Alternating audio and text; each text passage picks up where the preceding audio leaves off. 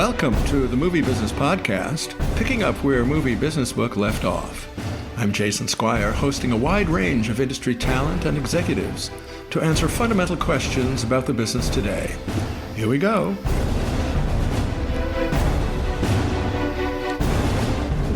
The entrepreneurial producer is our focus, with Michael London, an Academy Award and Emmy-nominated producer, and the founder of Groundswell Productions, an independent film and television company. His films include Sideways, Milk, Trumbo, The Family Stone, 13, The Illusionist, and House of Sand and Fog. Television credits include Golden Globe-nominated SMILF on Showtime, The Magicians for Syfy, and Snowfall for FX. Welcome, Michael. Thank you very much, Jason. I'm happy to be here. Well, it's very nice of you to spend some time with us. Let's jump right in with the key question of secrets. What are the secrets of the entrepreneurial producer? Well, it's funny. I thought about this question a lot. I'm not sure that there are secrets per se. I think there are a lot of guidelines and good advice and things that have stood me in good stead over the years. The two that come to me most readily are really trying to focus on projects that you have a personal passion for. There is so much rejection that everyone encounters in this business at every level. When you're getting started, when you've been around for a while, everything feels like you're pushing a rock up a very steep hill. And the only thing that keeps you going is if you're truly passionate about the idea, about the story, about the characters, about the world. And the other thing is that in general, you are really you're most suited to being good at the things that you love, like in most things in life. So trying to kind of fake a passion in the movie business, television business, is really self-defeating. And so the corollary of finding things that you love and can be passionate about is not trying to figure out what's commercial, not trying to only focus on what other people want to see or what you think other people want to see. Not that you can ever ignore that variable, especially more and more right now, but the idea of that there's kind of a secret of figuring out what audiences want or what will succeed is a really, really tricky, dangerous path. And I think ultimately not a good one for producers or aspiring producers, because the only thing that really, at the end of the day, is going to make you happy is working on things that you love. The other thing that I always keep in mind is at the very, very beginning of my career, I worked for a couple of years with the producers Don Simpson and Jerry Bruckheimer, which seems like a lifetime ago, in part because Don is no longer alive. And he was a very larger-than-life, mercurial character, but I had a wonderful mentorship relationship with him. And when I left that company working for Don and Jerry and I moved to a studio job as an executive at 20th Century Fox, Don sent me a little note card, which is about 4 by 6, and I posted it on my wall ever since. And it simply said, "Dear Michael, always have a point of view, best Don." And it seems like a really simple thing to always have a point of view, but there are many people in our business and many times in my own career when I didn't feel like I had a strong point of view about an idea or a writer or a new cut of a project. And you really have to feel always like there's some personal, I'm not sure what the synonym is for point of view, but you have to come to the business with a kind of decisive opinion. And if you don't have opinions about something, you need to ask yourself why you don't have opinions about it. And it means that perhaps you're not working on the right project or at the right end of the business. But that really simple advice to always have a point of view has always really served me in good stead. Now, you are mostly credited as producer, sometimes executive producer. How does that work? Well, I was kind of fortunate earlier on in my career in that I produced a series of movies where I was the solo producing credit without executive producer credits. that was really satisfying because there was no feeling of a committee of producers, and you had a very one-to-one relationship with the filmmaker, which I loved. That has changed a lot.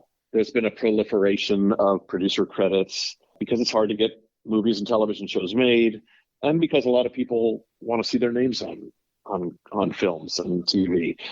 So the distinction between producer and executive producer is a producer. The producer credit is usually the lead producer or lead producers who are in the trenches working every day on set, very closely with the director, and are kind of engaged in a moment-to-moment way.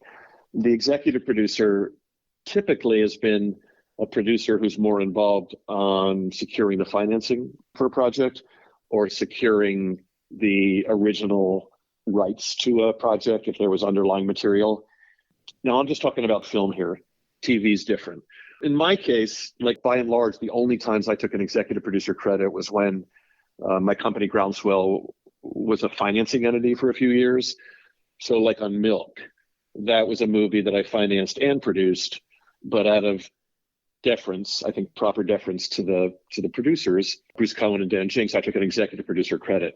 That has all changed. Financiers almost always take a producer credit now.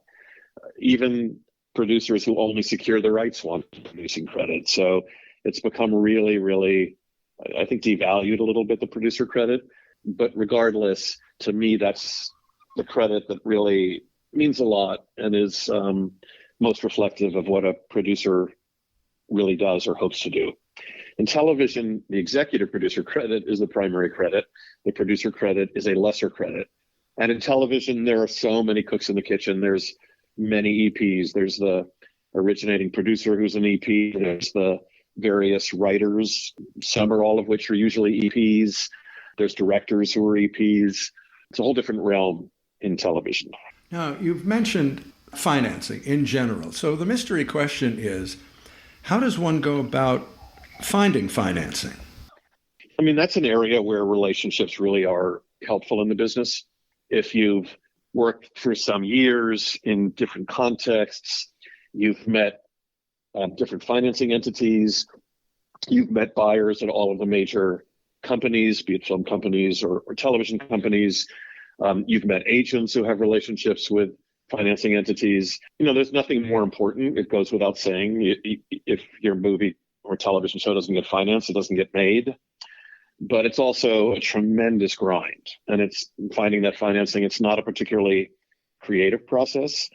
It's more being relentless and going back to making sure that you love what you're working on.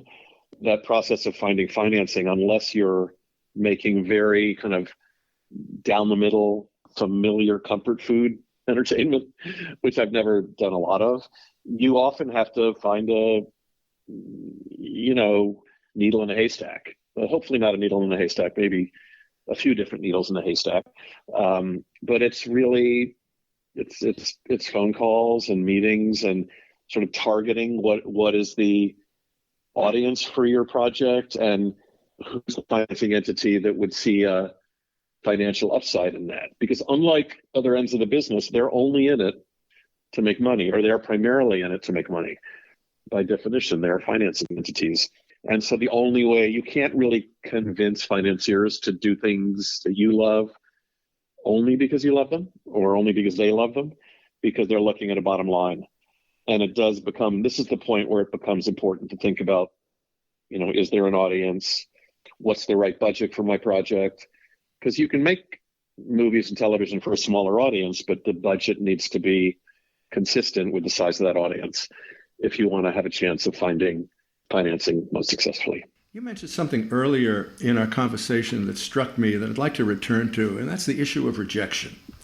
Nobody really talks about rejection, but in this business, actors, producers, writers, everybody needs to handle rejection. What thoughts do you have on that subject? Well, nobody really enjoys rejection in their personal life or their professional life. It's a funny thing because for a period of time, I remember being proud of projects getting rejected and thinking that the things that were most interesting or that I was most passionate about or that turned out the best were the things that had been rejected the most times. And that went for a lot of projects I worked on. It was true of the 13, which is the first thing I ever made. It was true of Sideways.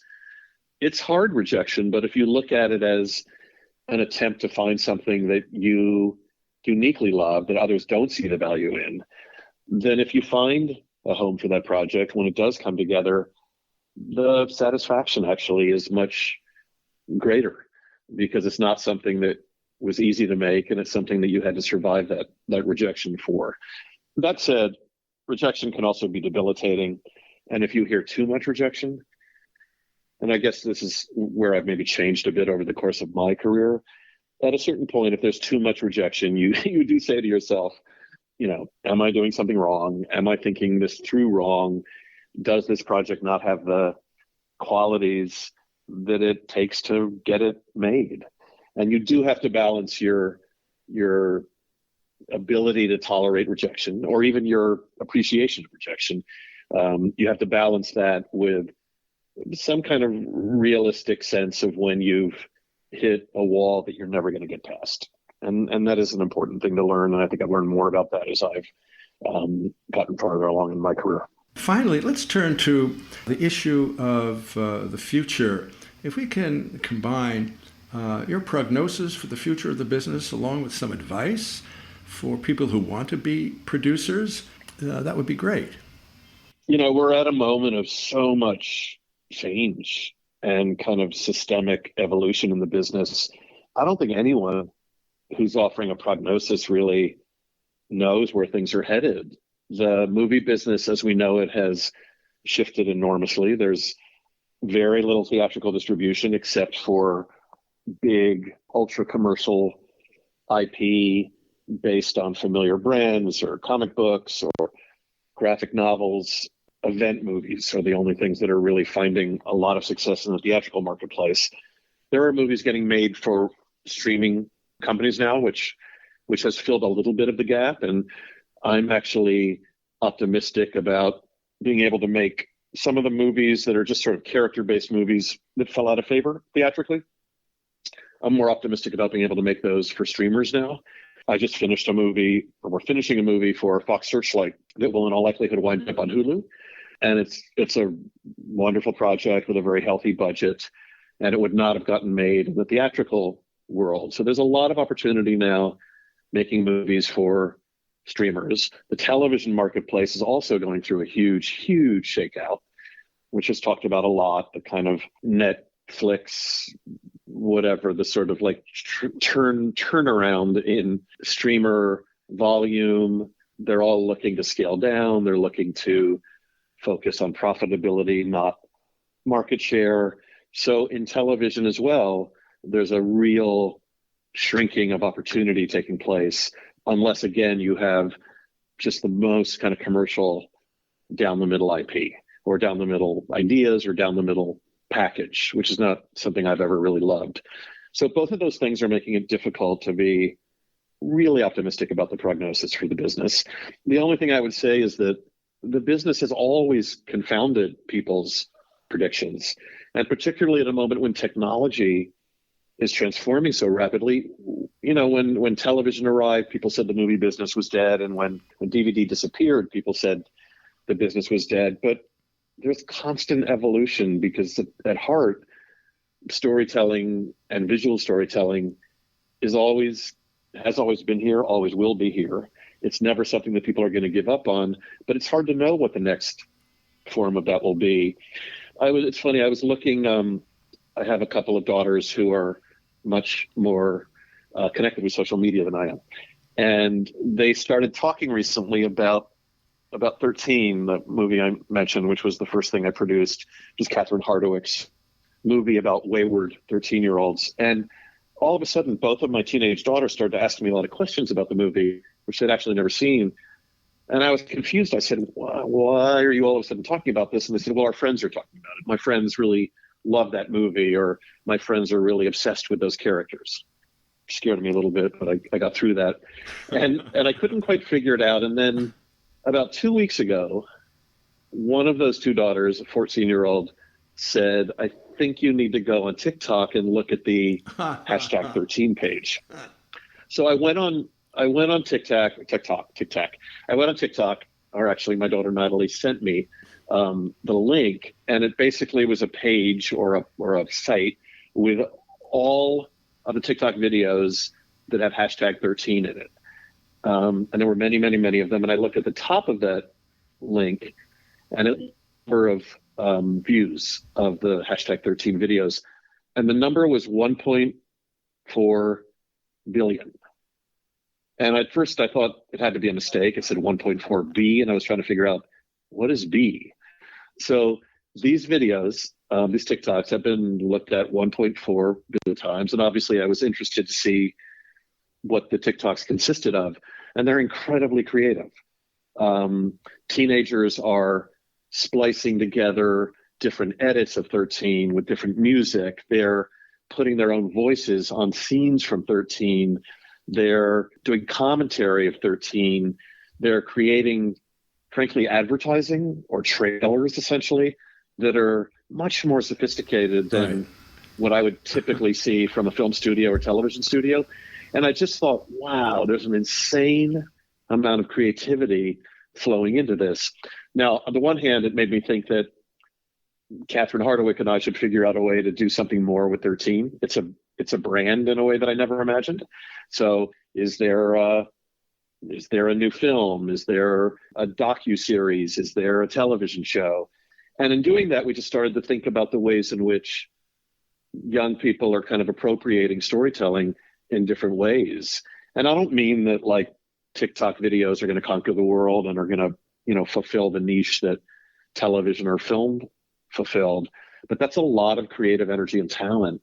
And it's going to go somewhere in interesting directions. And I think that's what there is to be optimistic about, is the things that we don't imagine yet that will come from transformations in technology, some of which are actually diminishing our opportunities now, but hopefully create different opportunities in the future. Michael, it's a wonderful example of the impact and longevity of your movies. So congratulations. And thank you again. Well, it is. Yeah. It is, but the strange thing is it was lost for 10 years. It all just kind of came back online. I think because a lot of 13, 14, and 15-year-olds are consumers of this kind of social media. So it is interesting how things kind of come back around in the culture, and I do appreciate that. Thank you for the thank you. Well, this has been wonderful. Thank you, Michael London, for being the guest on the Movie Business Podcast. Thank you. Thank you, Jason. I really enjoyed it.